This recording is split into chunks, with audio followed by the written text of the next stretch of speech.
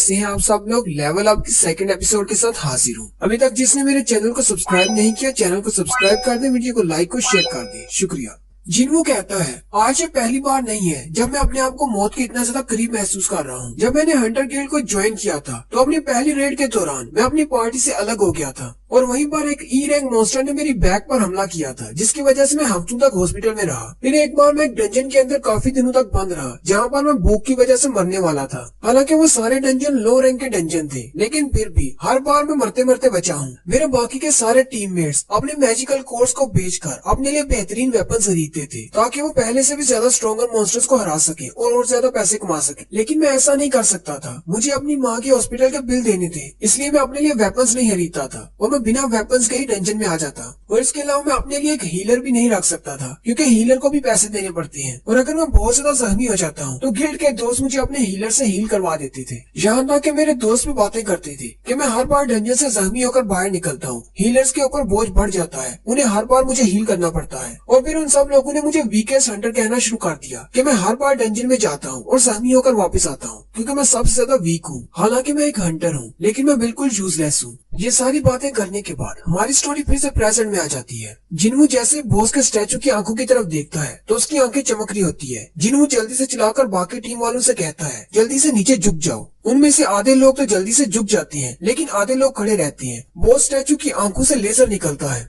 जो कि सामने उनकी तरफ अटैक करता है। जितने भी खड़े होते हैं वो सारे के सारे मर जाते हैं, जबकि मिस्टर सोंग का हाथ भी कट जाता है। बाग किम से कहता है क्या तुम ठीक हो? किम उसे कहता है हम बिल्कुल ठीक हो। वो सारे लोग अभी नीचे ही झुके होते हैं। मिस्टर किम कहती है मैं तो बड़ी मुश्किल से बचा हूँ, अगर जिन्हों चिल्लाकर नहीं कहता तो हम लोग भी मर चुके होते। जबकि जूही इस सब की वजह से बेहोश हो जाती है। जिन्हों उसके पास ही बैठा होता है और उसे जगाने की कोशिश कर रहा होता है। मिस्टर सोंग चिल्लाकर बाकी टीम वालों से कहती है अपनी जगह पर बैठे रहो, कोई भी खड़े होने की कोशिश मत करना, अगर हम लोग खड़े होंगे तो ये हम पर फिर से अटैक करेगा। मिस्टर सोंग जिन्हों के पास जाते हैं और उसे कहते हैं तुम्हें घबराने की जरूरत नहीं, ये सिर्फ बेहोश हुई है। हालांकि ये एक बी रैंक की हीलर है, लेकिन फिर भी ये सिर्फ बेसिक रेड्स पर ही जाती है। लेकिन ये वाली रेड कोई बेसिक नहीं लग रही। जितने लोग तुम्हारी बात सुनकर झुक गए थे वो सारे लोग बच गए, जबकि बाकी के सारे मारे गए। जिन्हों से कहता है क्या वाकई में ऐसी बात है? मिस्टर सोंग से कहती है क्या तुम इसलिए नहीं चिल्लाए थे कि तुम्हें पता चल गया था कि वो लेजर अटैक करने वाला है? जिन्हों मिस्टर सोंग से कहता है नहीं ऐसी कोई बात नहीं है, मुझे बस लगा कि यहाँ पर खतरा है, इसलिए मैंने कहा कि नीचे झुक जाओ।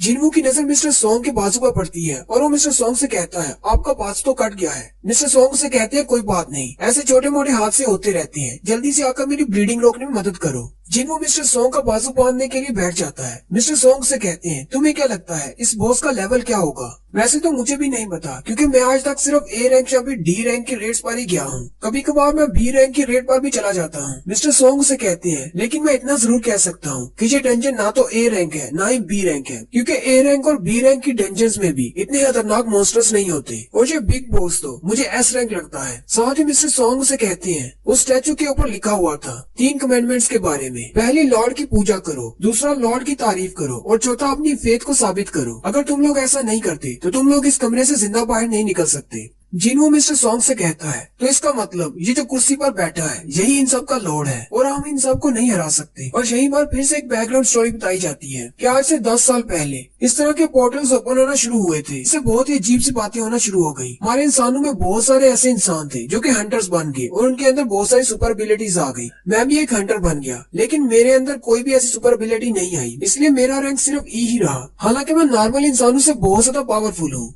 लेकिन दूसरे हंटर्स के मुकाबले में मेरी पावर बहुत ज्यादा कम है। कोई भी नॉर्मल इंसान इन पोर्टल्स को पार करके अंदर नहीं आ सकता। सिर्फ हम हीरोज ही हैं जो कि इन डंजन्स को पार करके अंदर आते हैं और इन मॉन्स्टर्स को मारते हैं। लेकिन कई बार ऐसा होता है कि इन डंजन में कुछ ऐसे मॉन्स्टर्स निकल आते हैं जो कि हमारी सोच से भी ज्यादा डरावने होते हैं। जिन्हों मिस्टर सोंग से कहता है क्या आप ठीक है? आपकी ब्लीडिंग तो रुक ही नहीं रही। मिस्टर सोंग से कहते हैं इसके अलावा हम लोग और कर भी क्या सकते हैं? यहाँ पर आते वक्त मैंने अपने साथ 3 हीलर लिए थे। उनमें से एक हीलर तो लेजर बीम की वजह से मर गया, उसकी तो बॉडी भी नहीं मिल रही, जबकि दूसरा हीलर बहुत ज्यादा डर गया है और तीसरा हीलर वो लड़की है जो कि पहले से बेहोश हो चुकी है। मुझे नहीं लगता कि थोड़े वक्त के लिए मुझे कोई हीलर मिलने वाला है। मिस्टर सोंग जिन्हों से कहते हैं मुझे लगता है कि हमें यहीं पर झुके रहना चाहिए जब तक कि सिचुएशन थोड़ी ठीक नहीं हो जाती। जैसे ही हमें मौका मिलेगा हम लोग यहाँ से भाग जाएंगे। सारे टीम वाले बैठे रो रहे होते हैं और कहते हैं हमारे साथ ऐसा क्यों हो रहा है? ये तो सिर्फ एक डी रैंक की डंजन थी, यहाँ पर इतना पावरफुल बॉस कैसे हो सकता है? जिन्हों भी सोच रहा होता है अगर हम यहीं पर खड़े रहे तो क्या हम बच पाएंगे? लेकिन अगर हम यहाँ से भाग जाते हैं तो दरवाजे पर वो गार्ड है, वो भी हमें मार डालेगा। मुझे नहीं लगता कि ये स्टैचू हमें यहाँ से निकलने देंगे। उसी वक्त उनकी टीम का एक और मेंबर उठकर खड़ा हो जाता है और कहता है, मैं यहाँ पर ऐसे नहीं मर सकता, मुझे यहाँ से वापस जाना है। मैंने इतनी मुश्किल से एक बड़े गिल्ड को ज्वाइन किया था, अब मैं यहाँ पर मर नहीं सकता। उस हंटर की स्पेशल पावर स्पीड है, वो अपनी मसल्स पर जोर डालकर बड़ी स्पीड से आगे बढ़ सकता है। मिस्टर सोंग चिल्लाकर उसे कहती है, तुम क्या करने की कोशिश कर रही हो? मैंने तुमसे कहा कि हिलना मत। वो हंटर मिस्टर सोंग से कहता है, मुझे इस बात की जरा भी परवाह नहीं, मुझे पता है कि मेरी स्पीड बहुत ज्यादा है, मैं इस स्टैचू के पकड़ने से पहले यहाँ से निकल जाऊंगा। वो अपना स्टैंड लेकर एक जोरदार जंप लगाता है और स्पीड के साथ दरवाजे की तरफ जाता है। जैसे ही वह दरवाजे के थोड़ा सा करीब हो जाता है, उसी वक्त वो बड़ा स्टैचू उसके ऊपर लेजर अटैक करता है और उसके पाँव के अलावा और कुछ भी नहीं बचता। बाकी के हंटर्स और भी ज्यादा घबरा जाते हैं और चिल्लाना शुरू कर देते हैं। जिनवू भी कहता है, ये स्टैचू तो हमें जिस वक्त चाहे तब मार सकते हैं। मिस्टर किम कहते हैं, इनके लिए हमें मारना तो एक कीड़े को मारने से भी ज्यादा आसान है। मिस्टर सोंग कहते हैं, अगर ये मारना चाहे तो हम सबको एक साथ मार सकते हैं। जिनवू उनसे पूछता है, तो फिर ये लोग हमें मार क्यों नहीं रहे? मिस्टर सोंग से कहते हैं, मुझे क्या पता, हालांकि ये स्टैचूज हमें जब चाहे मार सकते हैं, लेकिन ये हम पर अटैक नहीं कर रहे। ये बाकी मॉन्स्टर्स से बहुत ज्यादा अलग है। बाकी मॉन्स्टर्स तो देखते ही अटैक करना शुरू कर देते हैं, लेकिन ये लोग एक सोचे समझे प्लान के तहत काम कर रहे हैं। जैसे की वो दरवाजे के पास वाला स्टैचू जैसे ही दरवाजे को हाथ लगाओ तब वो अटैक करता है, जबकि ये बड़ा वाला बॉस स्टैचू जैसे ही हम लोग हरकत करते हैं तब हम पर अटैक करता है। मुझे लगता है ये एक पैटर्न में अटैक कर रहे हैं। पैटर्न का लफ्ज सुनते ही जिनवू को समझ आ जाती है कि यहाँ पर क्या चल रहा है। जिनवू उनसे कहता है, मुझे लगता है इस कमरे के अंदर एक रूल है, हमें उन रूल्स को फॉलो करना होगा। जिनवू की नजर उन कमेंडमेंट्स पर पड़ती है। जिनवू मिस्टर सोंग से कहता है, आखिर उन तीनों कमेंडमेंट्स में क्या लिखा हुआ था? उनमें से पहली कमेंडमेंट कौन सी थी? मिस्टर सोंग से कहते हैं, उनमें से पहली ये थी, लॉर्ड की पूजा करो। जिनवू उस बड़े स्टैचू की तरफ देखता है, कहता है, मुझे लगता है जब बड़ा स्टैचू लॉर्ड है, और साथ ही वो थोड़ा सा ऊपर की तरफ उठना शुरू करता है। मिस्टर सोंग उसे कहते हैं, कहीं तुम पागल तो नहीं होगे, तुम मारे जाओगे। जिनवू उसे कहता है, ऐसी बात नहीं है, मुझे लगता है कि मैंने फिगर आउट कर लिया है। ये बड़ा वाला स्टैचू हम पर तब अटैक नहीं करता जब हम लोग हरकत करते हैं, बल्कि ये तब अटैक करता है जब हम लोग एक सर्टेन हाइट से ऊपर उठते हैं। मुझे लगता है कि मैंने पहली कमेंडमेंट का मतलब समझ लिया है, लॉर्ड की पूजा करनी, मतलब लॉर्ड के सामने झुकना है। हमें सबको इसके सामने झुकना होगा। मिस्टर किम और बैक उसे कहते हैं, कहीं तुम पागल तो नहीं होगे, इसका मतलब ये कैसे हो सकता है? जिनवू उनसे कहता है, मैं बिल्कुल ठीक कह रहा हूँ, लॉर्ड की पूजा करना, इसका मतलब यही है कि हमें इसके सामने झुकना होगा। हम इसके सामने झुकेंगे तो ये हम लोगों पर अटैक नहीं करेगा। मिस्टर सोंग हंसते हुए से कहते हैं, इसके अलावा हम कुछ कर भी नहीं सकते। फिर वो सबसे कहते हैं, सभी लोग इसके सामने झुक जाओ। वो सारे लोग बॉस स्टैचू के सामने झुक जाते हैं और कहते हैं, हमें जिंदा रहना है, हमें यहाँ से निकलना होगा। अगर ऐसा करके हम लोग यहाँ से निकल सकते हैं तो हम लोग ऐसा जरूर करेंगे।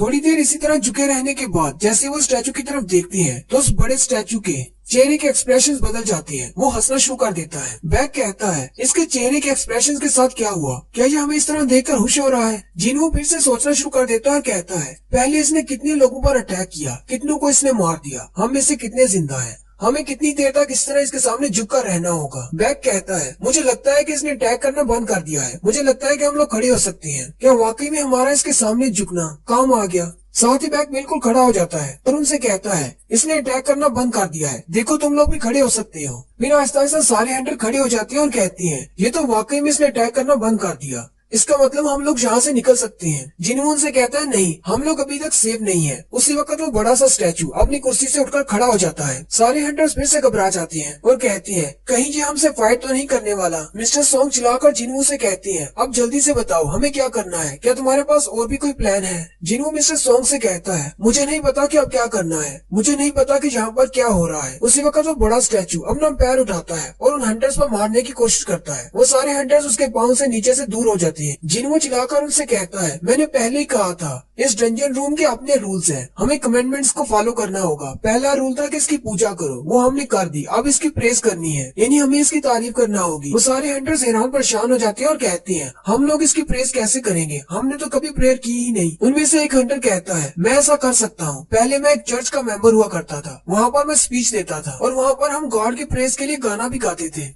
वो हंटर आगे बढ़ता है और अपने गले में पहने हुए क्रॉस के नेकलेस को पकड़ते हुए कहता है, लॉर्ड मैं आपका बंदा हूँ, मेरे ऊपर अपनी ब्लेसिंग्स की बरसात करो और मुझे एक नया इंसान बना दो जो कि गुनाहों से पाक हो। मेरे अंदर से सारी डार्कनेस को खत्म कर दो और मेरी सारी कमजोरियों को दूर कर दो। मेरे लॉर्ड मैं आपसे बहुत ज्यादा प्यार करता हूँ, आपको मेरी मदद करनी है। मिस्टर किम कहती है, क्या वाकई में इसकी प्रेस काम कर रही है? वो कहता है, शायद काम कर रही है, क्योंकि वो लेवल अप की एपिसोड 3 के साथ हाजिर हूँ। अभी तक जिसने मेरे चैनल को सब्सक्राइब नहीं किया, चैनल को सब्सक्राइब कर दे, वीडियो को लाइक और शेयर कर दे। शुक्रिया। मिस्टर बाग के मरने के बाद वो सारे लोग बहुत ज्यादा घबरा जाते हैं। जिनवू कहता है हम इसकी प्रेस कैसे करें, ये तो कोई गॉड नहीं बल्कि एक डेविल है। जिनवू कहता है दोनों ही तरफ मौत है, पीछे हमारे जो बड़ा सा स्टैचू है जबकि सामने वो स्टैचूज हैं जो गार्ड के तौर पर हैं। जैसे ही हम लोग उन स्टैचूज के करीब जाते हैं वो हम पर अटैक करते हैं और अगर हम सेंटर में रहते हैं तो ये बड़ा स्टैचू हम पर पैर रख देगा। जिनवू उन सारे स्टैचूज की तरफ देखता है और कहता है किसी के पास कुल्हाड़ा है, किसी के पास एरो है, किसी के पास तलवार है और किसी के पास इंस्ट्रूमेंट्स हैं। हम लोग यहाँ से भाग नहीं सकते, हम लोग क्या करें, मुझे सोचना होगा। साथ ही वो फिर से हैरान हो जाता है और कहता है दीवार के साथ जो छोटे स्टैचूज हैं उनमें से आधों के पास हथियार है और आधों के पास इंस्ट्रूमेंट्स हैं, लेकिन उनके पास म्यूजिकल इंस्ट्रूमेंट्स क्यों हैं? क्या वो अपने म्यूजिकल इंस्ट्रूमेंट्स के साथ हम पर अटैक करने वाले हैं? साथ ही जिनवू सोचता है ऐसा नहीं हो सकता। जैसे ही हम लोग उन गार्ड्स के करीब जाते हैं वो हम पर अटैक करते हैं, इसका मतलब उनके पास हथियार है इसलिए वो अटैक करते हैं। अगर हम इंस्ट्रूमेंट्स वालों के पास जाएंगे तो हम लोगों पर अटैक नहीं करेंगे क्योंकि उनके पास तो म्यूजिकल इंस्ट्रूमेंट्स हैं, हथियार नहीं। जिनवू सारे हंटर्स से कहता है जल्दी से भागकर उन इंस्ट्रूमेंट्स वाले स्टैचूज के पास चले जाओ। मिस्टर सोंग भागते हुए एक इंस्ट्रूमेंट वाले स्टैचू के पास चले जाते हैं। वो जैसे उसके सामने जाकर रुकते हैं वो स्टैचू उस इंस्ट्रूमेंट को बजाना शुरू कर देता है। मिस्टर सोंग अपने बाकी के टीम मेंबर से भी कहते हैं ये लोग हम पर अटैक नहीं कर रहे, जल्दी से इंस्ट्रूमेंट वाले स्टैचूज के सामने जाकर खड़े हो जाओ। वो सारे लोग इंस्ट्रूमेंट्स वाले स्टैचूज ढूंढकर उनके सामने जाकर बैठ जाते हैं और वो इंस्ट्रूमेंट्स बजना शुरू हो जाते हैं। मिस्टर किम भी जाकर एक इंस्ट्रूमेंट वाले स्टैचू के सामने बैठ जाती हैं और रोना शुरू कर देती है क्योंकि वो मिस्टर बाग की मौत की वजह से बहुत ज्यादा अफसरदा होते हैं। जिनवू ने जूही का हाथ पकड़ा होता है, वो दोनों इकट्ठे होते हैं। जिनवू भागता हुआ जिनवू जूही को अपने साथ लेकर एक इंस्ट्रूमेंट वाले स्टैचू के सामने जाकर खड़ा हो जाता है और कहता है जल्दी से इंस्ट्रूमेंट बजाना शुरू करो, लेकिन वो इंस्ट्रूमेंट नहीं बजता। जिनवू और जूही बहुत ज्यादा घबरा जाते हैं और कहते हैं आखिर ये बज क्यों नहीं रहा। जूही रोना शुरू कर देती है और जिनवू से कहती है कहीं ऐसा तो नहीं कि एक ही स्टैचू के नीचे दो लोग इकट्ठे नहीं खड़े हो सकते, अगर हम दो इकट्ठे खड़े होंगे तो ये नहीं बचेगा। जिनवू को जैसे इस बात की समझ आती है जिनवू जूही का हाथ छोड़ देता है और भागता हुआ दूसरी तरफ चला जाता है और जूही से कहता है कि यहीं पर रहना, तुम सेफ रहोगी। वहीं इन स्टैचूज में लास्ट पर एक स्टैचू होता है। जिनवू भागता हुआ उसकी तरफ जा रहा होता है। जिनवू को लगता है शायद उसके पास एक म्यूजिकल इंस्ट्रूमेंट है। वो बड़े वाला स्टैचू उस पर पैर रखता है, लेकिन जिनवू बड़ी मुश्किल से उसे डॉज करता है और भागता हुआ उस बड़े से स्टैचू के पास पहुंच जाता है जिसके पास उसे लगता है कि उसके पास म्यूजिकल इंस्ट्रूमेंट है। मिस्टर सॉन्ग चिल्लाकर उसे कहते हैं तुम गलत स्टैचू के सामने हो, जल्दी से वहाँ से निकलो। असल में उस स्टैचू के पास कोई म्यूजिकल इंस्ट्रूमेंट नहीं बल्कि एक शील्ड होती है। जिनवू उसके सामने जाकर गिर जाता है और वो स्टैचू अपनी शील्ड के साथ जिनवू पर अटैक करता है। जिनवू फिर से रेंगता हुआ दूसरे स्टैचूज की तरफ जाता है और कहता है मुझे इंस्ट्रूमेंट वाला कोई स्टैचू ढूंढना होगा। और साथ ही वो अपने गॉड से कहता है अगर वाकई में कोई गॉड है तो मेरी मदद करो, मुझे कोई ऐसा इंस्ट्रूमेंट वाला स्टैचू दे दो जिससे मेरी जान बच सके। जिनवू कहता है अभी मैं मौत और जिंदगी के बीच खड़ा हूँ, मेरे हाथ में जिंदगी की डोर है जो कि बिल्कुल टूटने वाली है। लेकिन साथ ही वो रेंगता हुआ एक स्टैचू के सामने पहुंच जाता है। वो स्टैचू वाली औरत गाना गाना शुरू कर देती है जिसकी वजह से जिनवू की जान भी बच जाती है। और ये स्टैचू इस कमरे का लास्ट इंस्ट्रूमेंट वाला स्टैचू होता है। उन सारे स्टैचूज के गाना गाने के बाद उनकी दूसरी कमेंडमेंट पूरी हो जाती है और वो बहुत स्टैचू वहीं पर रुक जाता है। जूही भागती हुई जिनवू के पास आती है और उसे पूछती है क्या तुम ठीक हो, लेकिन जैसे जूही उसके करीब आती है वो अपने मुंह पर हाथ रखकर रोना शुरू कर देती है क्योंकि लास्ट शील्ड के अटैक की वजह से जिनवू का एक पाँव कटकर अलग हो जाता है। जूही वहीं पर खड़ी रोना शुरू कर देती है। जूही जल्दी से उसकी कटी हुई टांग के पास बैठ जाती है और उसे अपनी मैजिकल पावर से हील करने की कोशिश करती है। जिनवू जूही से कहता है तुम्हें ये सब करने की जरूरत नहीं, तुम मुझे हील नहीं कर पाओगी। जूही उसे कहती है आराम से बैठे रहो, मुझे कोशिश करने दो। जूही अपनी बहुत ज्यादा मैजिकल पावर इस्तेमाल कर लेती है जिसकी वजह से उसके नाक और मुंह से भी खून बहना शुरू हो जाता है। मिस्टर सॉन्ग और बाकी के हैंडल्स जूही के लिए परेशान होते हैं और कहते हैं क्या ये बिल्कुल ठीक है? खैर हमें इस बात की खुशी है कि जिनवू भी बच गया। मिस्टर किम कहते हैं हम लोग यहाँ पर 17 लोग आए थे और हम में से सिर्फ 6 लोग जिंदा बचे हैं और उनमें से 2 बहुत ज्यादा जख्मी है। मिस्टर सॉन्ग का हाथ कट गया है और मिस्टर जिनवू की टांग कट गई है। मिस्टर किम मिस्टर सॉन्ग से कहते हैं ये तो बहुत बुरा हुआ कि आपका हाथ कट गया, लेकिन ये सब कुछ आपकी गलती की वजह से हुआ है। टीम लीडर के तौर पर आपने गलत फैसला किया, हम सब कुछ यहाँ पर लेकर आए, यहाँ से बाहर निकलते ही आपको सजा दी जाएगी। उसी वक्त वो बोस स्टैचू फिर से हिलना शुरू हो जाता है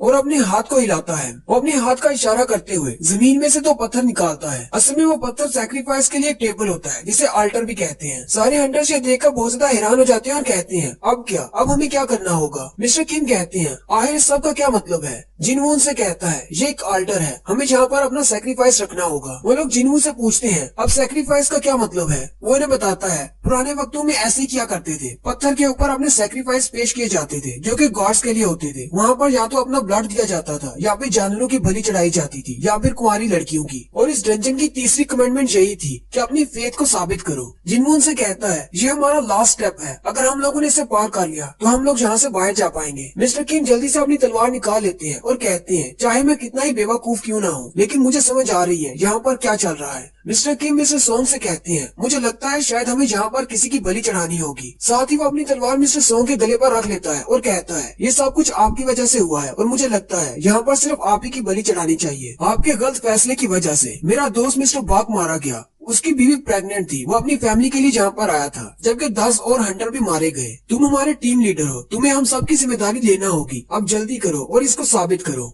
जिन्हो मिस्टर किम से कहता है आप ये बिल्कुल भी ठीक नहीं कर रहे। मिस्टर किम उसे कहते तुम अपनी बकवास बंद करो, मुझे यहाँ पर मरना नहीं है। मिस्टर सोंग किम से कहते हैं तुम बिल्कुल ठीक कह रही हो, मुझे तुम सबकी जिम्मेदारी लेना होगी। अपनी तलवार को हटा लो, मैं अपनी मर्जी से ये सब कुछ करना चाहूंगा। मैं तुम लोगों के लिए अपनी बलि जरूर दूंगा। जिन्हो चिल्लाकर उनसे कहता है लेकिन जो मिस्टर सोंग की गलती कैसे हो सकती है, हम सब लोगों ने वोट दिया था, उसी के बाद हम लोग यहाँ पर आए हैं। मिस्टर सोंग चलते हुए सीधे उस पत्थर के पास चले जाते हैं। जैसे वो उस पत्थर के पास जाकर खड़े होते हैं, उनके वहाँ पर जाने से एक रेड फायर जलती है। मिस्टर किम कहते हैं अब क्या होने वाला है। मिस्टर सोंग जिन्हो से कहते हैं मैं यहाँ पर आ गया, अब मुझे क्या करना होगा। जिन्हो सोचना शुरू कर देता है और कहता है इसके वहाँ पर जाने से एक रेड फ्लेम जली है, इसका मतलब क्या है, क्या इसे सेक्रीफाइस नहीं चाहिए। साथ ही वो बाकी हंटर से कहता है क्या कोई मेरी मदद करेगा, मुझे भी उस आल्टर पर जाना है। 2 हंटर्स आगे बढ़ते हैं और जिन्हो को पकड़ लेते हैं और उसे उठाते हुए सहारा देते हैं और कहते हैं तुम्हारा मतलब क्या है। जिन्हो उनसे कहता है मुझे भी वहाँ पर लेकर जाओ, मुझे लगता है कि हमें वहाँ पर कोई नुकसान नहीं होगा। जैसे ही वो तीनों लोग उस आल्टर पर पहुंचते हैं, वहाँ पर 3 और फायर्स जल जाती हैं। जिन्हो आते ही मिस्टर सोंग से कहता है अगर हम लोग यहीं इस आल्टर पर खड़े रहे तो क्या दूसरे लोग हमें बचाने के लिए आएंगे। मिस्टर सोंग से कहते हैं मुझे नहीं पता, वैसे भी इस डंजन के पोर्टल को ओपन हुए पूरा 1 हफ्ता हो चुका है, क्योंकि ये सिर्फ एक डी रैंक की डंजन है, इसलिए बहुत सारे हंटर्स यहाँ पर नहीं आना चाहते, क्योंकि यहाँ पर इतना ज्यादा फायदा नहीं होता, यहाँ के मॉन्स्टर्स कमजोर होते हैं। साथ ही जिन्हो बैकग्राउंड स्टोरी बताता है कि जैसे ही हमारी दुनिया में एक पोर्टल ओपन होता है तो उसका 7 दिन का टाइम होता है। 7 दिन के बाद उसका दरवाजा मुकम्मल तौर पर खुल जाता है और वो मॉन्स्टर्स हमारी दुनिया में आ सकते हैं। हंटर्स की रेड्स का यही मकसद होता है कि हमें 7 दिन के अंदर अंदर उन सारे मॉन्स्टर्स को भी मारना है और उनके बॉस को मारना है, ताकि इस पोर्टल को बंद किया जा सके। जैसे ही बॉस मर जाता है पोर्टल बंद हो जाता है। जिन्हो कहता है अगर हमने इन मॉन्स्टर्स को यहाँ पर नहीं रोका तो इसका मतलब ये मॉन्स्टर्स हमारी दुनिया में बाहर चले जाएंगे। जिन्हो जूही और किम से भी कहता है तुम दोनों भी यहाँ पर आ जाओ। जिन्हो उनसे कहता है यहाँ पर हर शख्स के लिए एक रेड फ्लेम जल रही है, अगर हम लोग सारे यहाँ पर इकट्ठे नहीं होंगे तो हमारा ट्रायल शुरू नहीं होगा। मिस्टर किम और जूही भी वहाँ पर आ जाते हैं। जैसे वो लोग आकर वहाँ आल्टर पर खड़ी होती हैं, उनके लिए भी 2 और फ्लेम्स जलती हैं। टोटल 6 फ्लेम्स हो जाती हैं और फिर साथ ही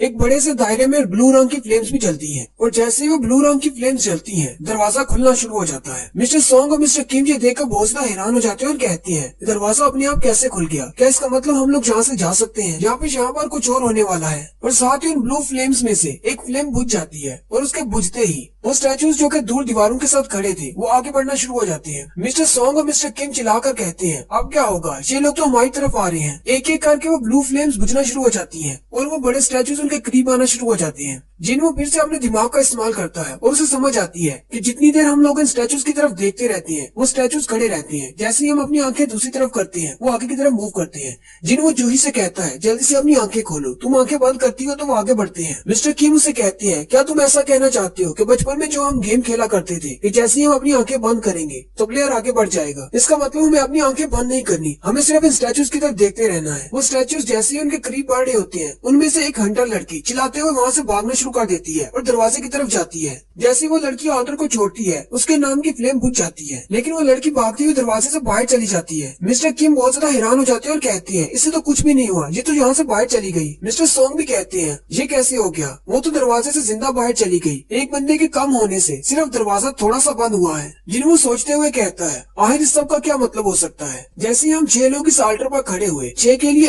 एक एक रेड फ्लेम चली, एक ब्लू फ्लेम्स थी, लेकिन ब्लू फ्लेम्स अपने आप ही खत्म होना शुरू हो गई। जैसे ही घंटा दरवाजे से बाहर चली गई, उसके नाम की रेड फ्लेम खत्म हो गई, जिसकी वजह से दरवाजा थोड़ा सा बंद हो गया। क्या ये दरवाजे का खुलना एक ट्रैप हो सकता है। सबसे पहले हमने लॉर्ड की पूजा की, उसके बाद हमने उसकी प्रेस की। अब हमें अपनी वफादारी साबित करनी है। क्या हमें यहीं पर खड़े रहना चाहिए? क्या इसी तरह इसकी वफादारी साबित होगी? अगर हम गेट से बाहर गए तो शायद हम लोग बाहर जाकर मर जाएं। जिन्हों के साथ खड़ा दूसरा हंटर उसे कहता है मुझे माफ कर देना, मैं और ज्यादा बर्दाश्त नहीं कर सकता। और वो जिन्हों को पीछे की तरफ धक्का देते हुए वहाँ से भाग जाता है और वो वाला हंटर भी दरवाजे को पार कर जाता है और बाहर चला जाता है। उस हंटर के नाम की रेड फ्लेम भी बुझ जाती है, जिससे दरवाजा थोड़ा सा और क्लोज हो जाता है। जिन्हों जिन्हों चिल्लाकर मिस्टर किम से कहता है तुम लोग यहीं पर रहो, अगर हम में से और ज्यादा लोग यहाँ से गए तो हमारे पास इतनी आंखें नहीं बचेंगी कि हम इन सारे स्टैचूज की तरफ देख सके। ये स्टैचूज हमारे करीब पहुंच जाएंगे और हमें मार देंगे। मिस्टर सोंग उससे कहते हैं जिन्हों एक्सप्लेन करो, तुम्हारी बात का क्या मतलब है। जिन्हों उसे कहता है मेरी बात का ये मतलब है कि हमें यहीं पर रहना है तब तक जब तक कि ये ब्लू फ्लेम्स अपने आप खत्म न हो जाए। जैसे ब्लू फ्लेम खत्म हो जाएंगी ये स्टैचू यहीं पर रुक जाएंगे और हम लोग बाहर जा पाएंगे। मुझे लगता है ये ब्लू फ्लेम्स टाइमर की तरह काम कर रही है। मिस्टर किम जिन्हों से कहते हैं लेकिन मुझे ऐसा लग रहा है जैसे इन ब्लू फ्लेम्स का ताल्लुक दरवाजे के बंद होने से है। अगर ये सारी ब्लू फ्लेम्स बुझ जाएंगी तो दरवाजा मुकम्मल तौर पर बंद हो जाएगा और हम लोग बाहर नहीं जा पाएंगे। मिस्टर किम उसे कहते हैं वैसे मुझे कभी नहीं लगा था कि तुम जैसा ई रैंक का लड़का भी हमारी इतनी ज्यादा मदद कर सकेगा।